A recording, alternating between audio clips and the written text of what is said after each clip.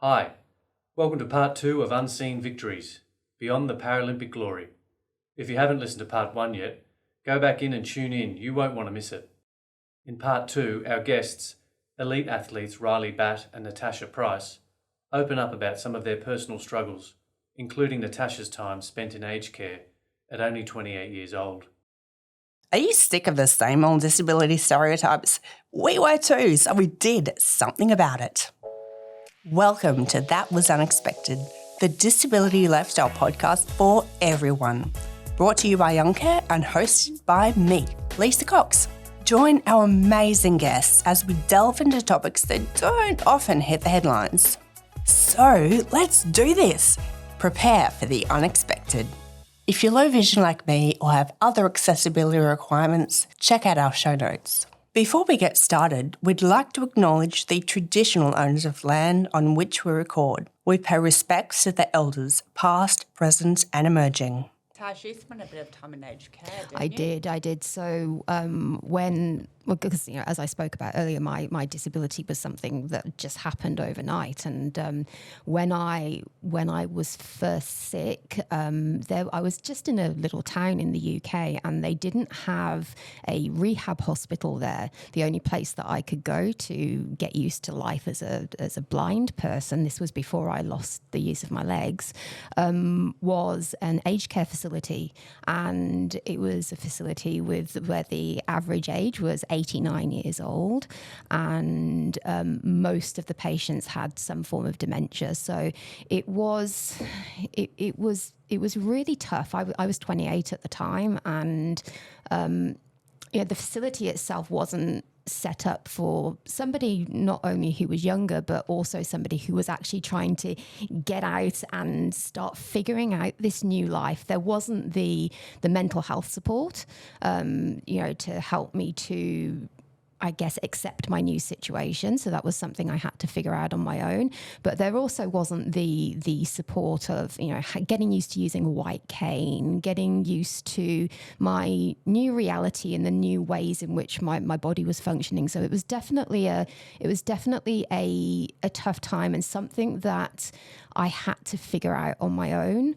And I think that's where mental resilience and the ability to use humour was probably my saving grace then, because I can manage to find something funny in almost every situation, mostly very inappropriately so. Always. Yep. I think people that have a good sense of humour and the ability to see not necessarily positives in everything, but the humour in everything, definitely get through these challenges a little bit easier.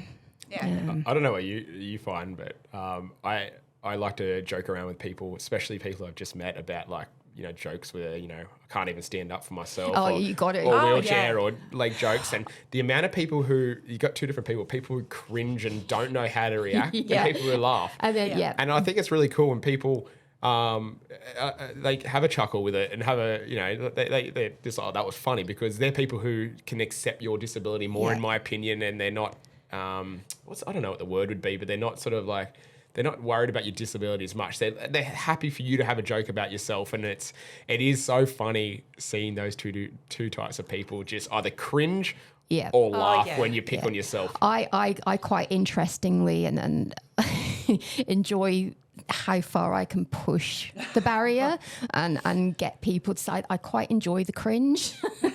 I know it's really mean of me, but I think sometimes you've got to let people know that it's okay to have a laugh and a joke. There's a really big difference, in my personal opinion, between having a sense of humour about something and being offensive and purposely being offensive. Yeah. I think, I think that's often a line that people forget about, because we're all too worried about being politically correct. But at the end of the day, people with disabilities are just the same as anyone else. We can have a laugh, we can have a joke, we can banter, and I really love it when people join in with that banter with us, because that's life. Isn't life about living and enjoying ourselves and having a good laugh? Absolutely. We can't swear around you or say anything inappropriate. It's like, no, please do. Yeah. I felt really bad for this manager of a hotel recently. I spent the stay in the city in Brisbane and went to this nice hotel, a bit of a boutique hotel, and went in there with my partner and we got upgraded. They upgraded our room. And I was like, oh, how nice are these guys upgrading our room? Went into the room and I was like, where's the bed? Where's the bathroom? I don't know where it is. And then found this spiral staircase up to this like mezzanine. And I just looked at my partner. We had a laugh. I'm like, did this guy even realise I'm in a wheelchair? Like he served me at the counter. Like I'm in a wheelchair, right? And just didn't even twig, click for him. So I'm very able. So I just picked my wheelchair up and I just sort of bummed it up the stairs and we got changed up there and had a shower and then came back down to go out for the night. And he ran up to us when we were going past the reception. I'm so sorry. I'm so sorry. I'm like, what for? He goes, I didn't even register. I upgraded you to a room with the beds upstairs. And he felt so little. And then it was funny though, because he didn't change my room, but there was 4 stairs out the front of this hotel. And then he offered assistance to go down these 4 stairs. But and I'm like, mate, after you've just done a flight of stairs. I was going to say, I've just gone up and down stairs in the bedroom, but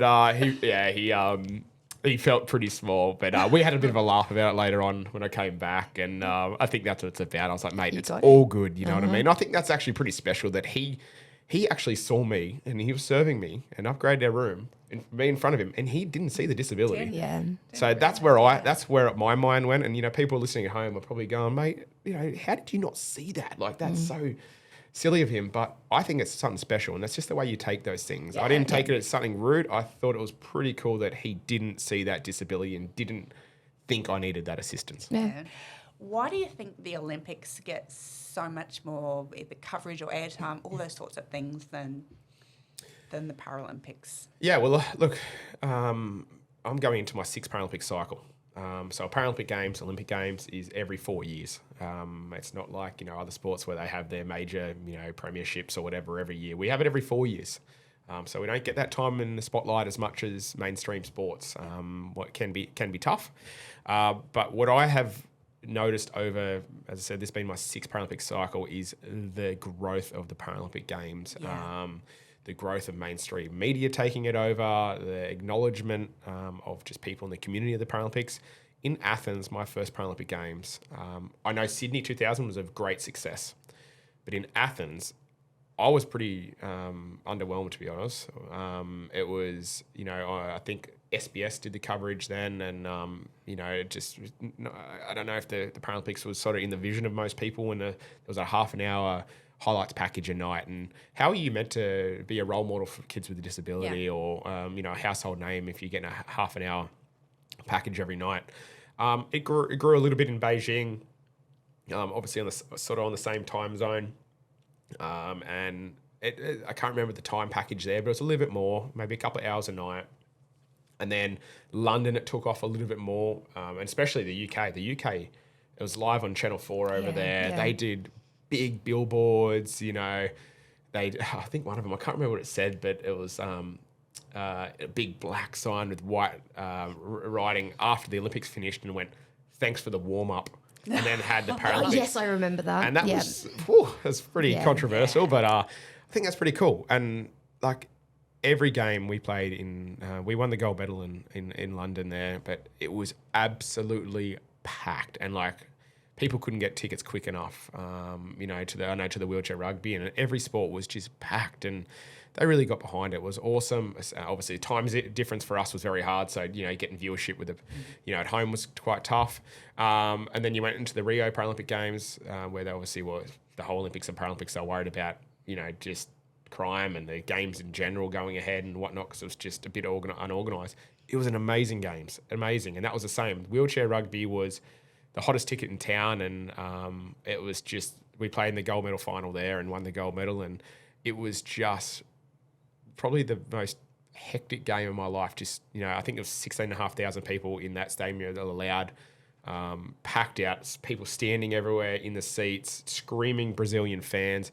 It was incredible. And then back at home, we got the reception as well. I feel like that was when I think Channel 7 took over then.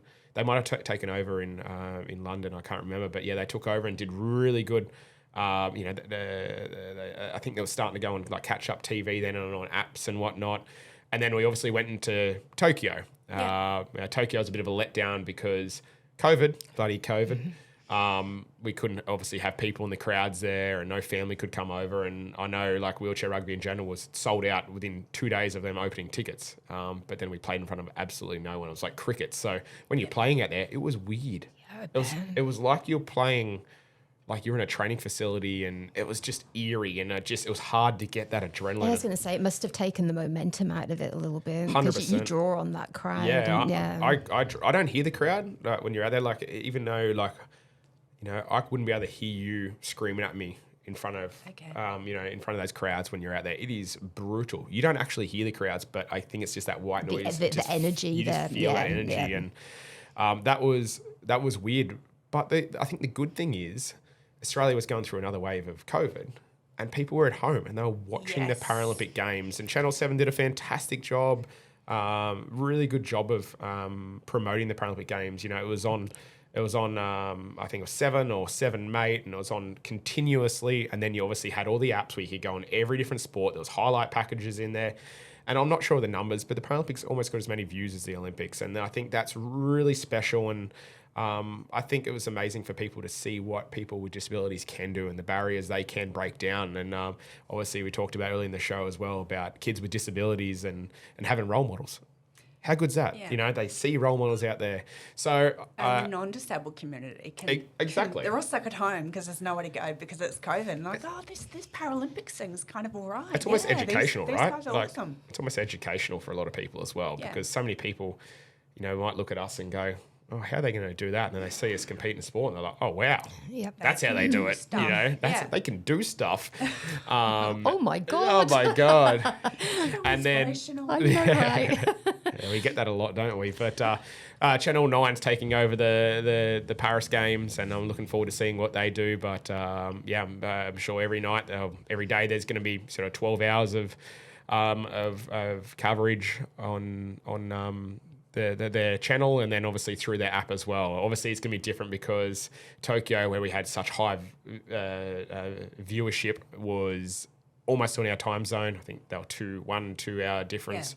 But then Paris is going to be a 10-hour difference or whatnot. So, you know, it's going to be hard with the times there. But, I'm excited. I've really enjoyed seeing the growth of... It's been so good to watch it grow. Not just the Olympics and the Paralympics, but representation across the board. I know there's a long way to go, but we've certainly... Always room for improvement. There's always room for improvement. But, hey, as we spoke about, Brisbane 32 is coming up. Australia will get behind it. And unfortunately, it might not be our time. Well, you might. You're saying you might.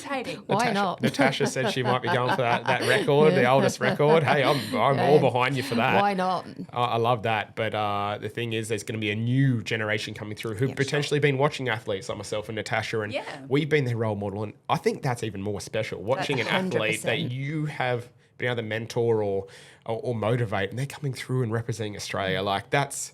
You know, I've won 2 gold medals, and won world champs and whatnot. To be honest, that would trump that. There's nothing better than that feeling of knowing that you have helped to motivate and inspire a junior coming through and in you know, whatever area of life, when you have a disability and know that your visibility, your mentorship, or the things that you're doing have actually helped them to go out and achieve their goals and achieve incredible things. And it's it's definitely special. Do you think your mindset as an able-bod as opposed to now has changed? So 5 in.the morning as an able-bod, like, oh crap, I've got to get out of bed, 100%. go to the gym. But now how is it different? Totally. For me, I've always been a person that's been motivated with my goals, but this is on a completely different level. And I think it's because, I spent pretty much 10 years bedbound. Yep. And it's given me a new perspective on life. And I know that sounds really fluffy, but it's true. It's true. I see life and opportunities in a very, very different way now. If something gets thrown at me, it doesn't matter what challenge it is. I'm like, hell yeah, I'm doing it. I don't care. You tell me. I could be absolutely crapping myself, but I'm like, I'm going to do it anyway because life is for living, and you really know that when you've spent so long not being able to do anything, not being able to do a damn thing for myself, having to rely on somebody to wipe my ass and shower me every day, and not being able to feed myself, and not be able to sit up on my own, and just those things have changed me as a person. Yeah. So now I'm like, yeah, do you know what? Bugger it. I'm going to go out. I'm going to try it. I don't care. I'm going to get up at 5 o'clock in the morning every morning and make sure that I do the things that I love. And I'm going to stay up 20 hours a day doing stupid shit because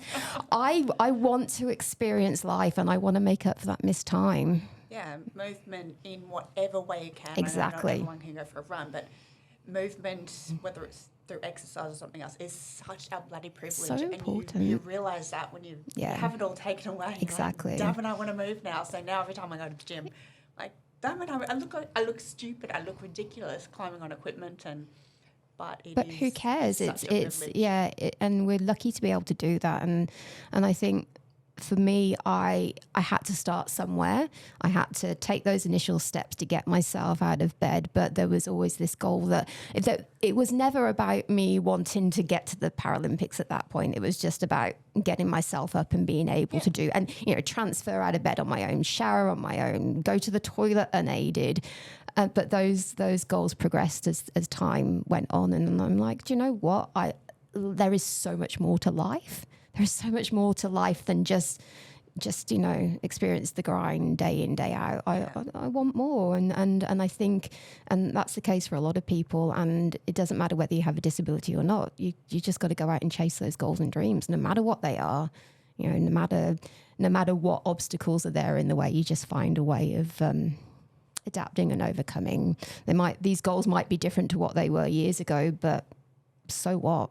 Still go out and achieve great things. No, 100%. That sort of answers my next question.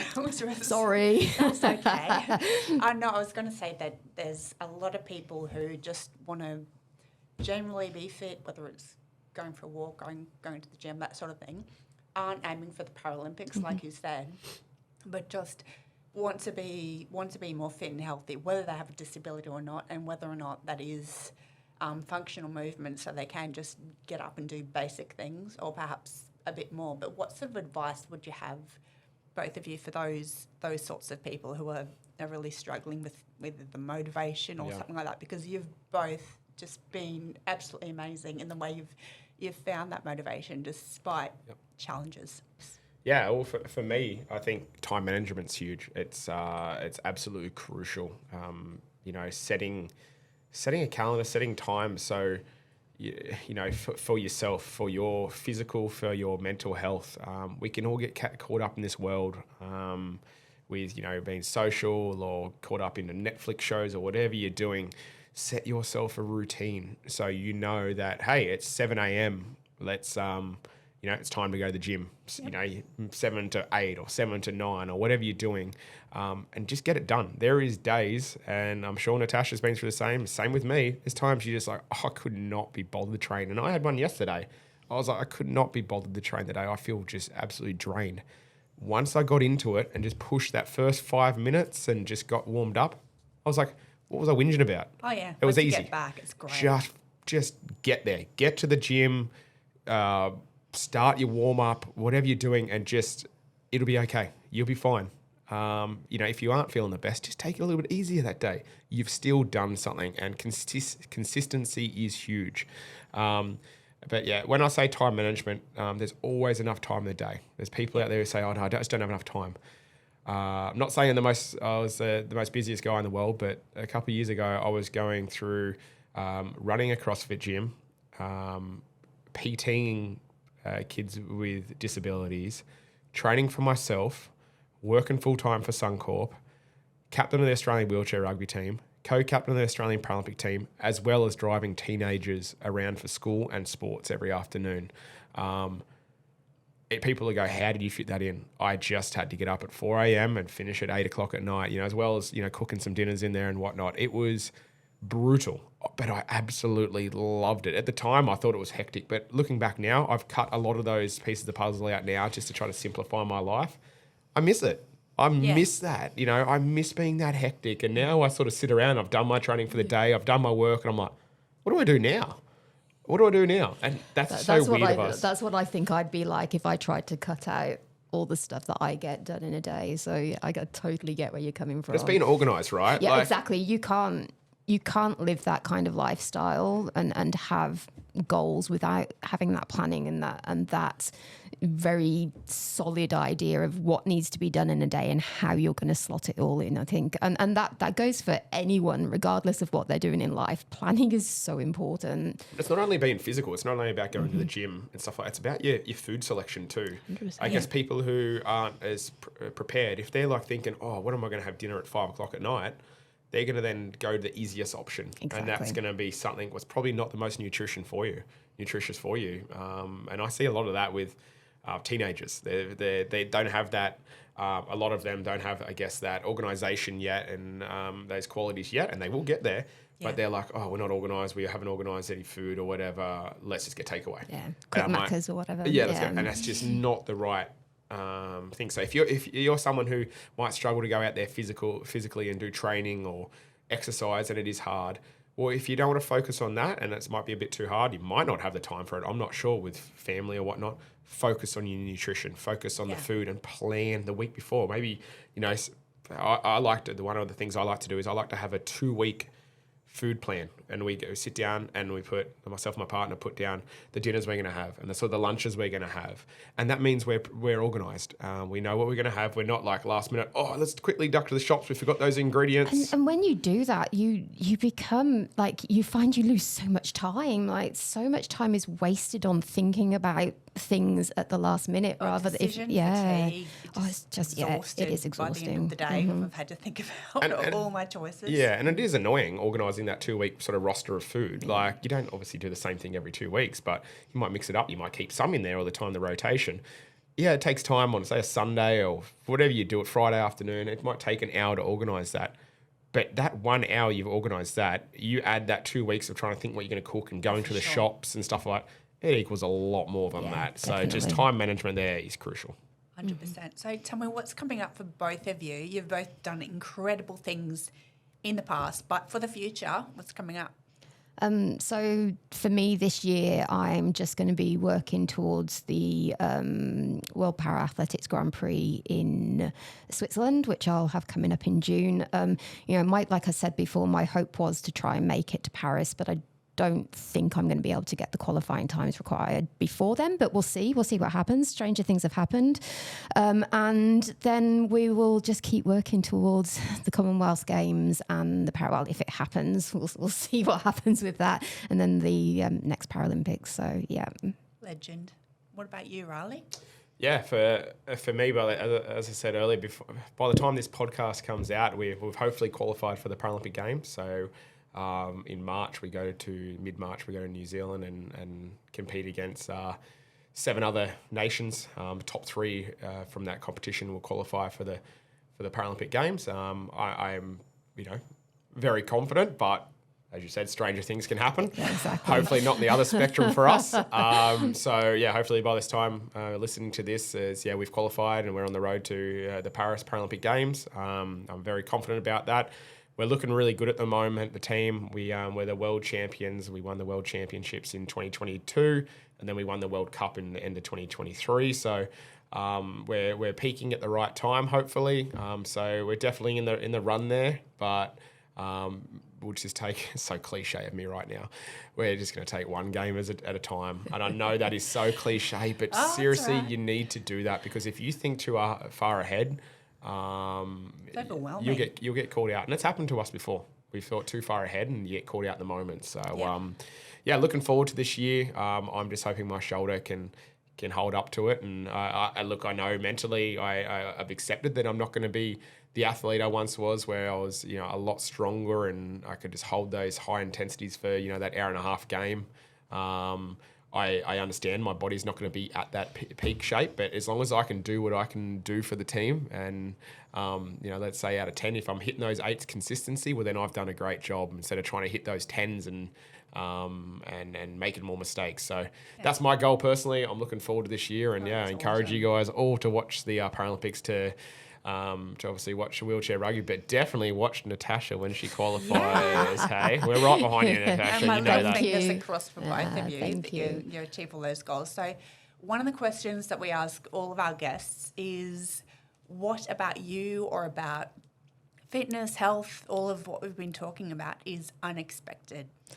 I think for me is the level of anxiety that I suffer around this stuff. Now, people often look at me and think, you know, you're a positive thinker, you're very, very confident, and you know, you just go out and do the things you want to do, and that must be really easy. But it's the battles that go on in behind the scenes in my head. But it's I am a bag of anxiety constantly, and it is a battle every single day to try and get past those anxious moments in order to go out and do the stuff I do.